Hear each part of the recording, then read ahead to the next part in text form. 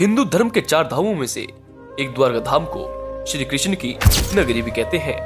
द्वारका धाम गुजरात के काठियावाड़ क्षेत्र में अरब सागर के समीप बसी है।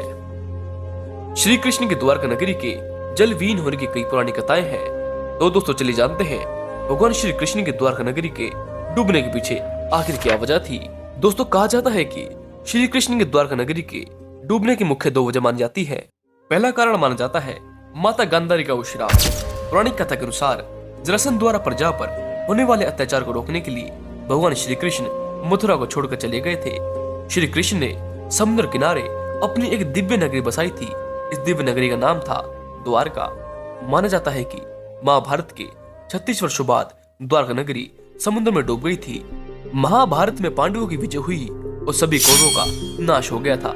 इसके बाद जब युधिष्ठिर का हस्तिनापुर में राजतिलक हो रहा था, उस समय श्री कृष्ण भी वहां मौजूद थे। तब गांधारी ने श्री कृष्ण को महाभारत युद्ध का दोषी ठहराते हुए श्राप दिया था कि अगर मैंने अपने आराध्य की सच्चे मन से आराधना की हो और मैंने अपना पत्नी व्रत धर्म निभाया हो तो जिस तरह आज मेरे कुल का नाश हुआ है, उसी तरह तुम्हारे कुल का नाश भी तुम्हारी आंखों के सामने ही होगा। कहते हैं कि श्राप की वजह से ही श्री कृष्ण की द्वारका नगरी पानी में समा गई थी। दूसरा कारण था ऋषियों का श्राप।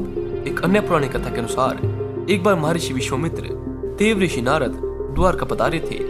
तब यादव वंश के कुछ ऋषियों के साथ उपास करने की परियोजना से श्री कृष्ण पुत्र शाम को त्रिवेश में ले गए थे और ऋषियों से उन्होंने कहा कि यह स्त्री गर्भवती है, आप इसके गर्भ में पल रहे शिशु के बारे में कुछ बता सकते हैं? क्या आप ये बता सकते हैं कि यह पुत्र कब जन्म लेगा?